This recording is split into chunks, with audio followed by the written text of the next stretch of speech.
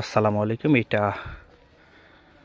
British আমলে অর্থাৎ পাকিস্তান যখন এই দেশ শাসন করেছিল, তার আগে ব্রিটিশরা এই দেশ শাসন করেছিল, তাদের সেই আমলের একটি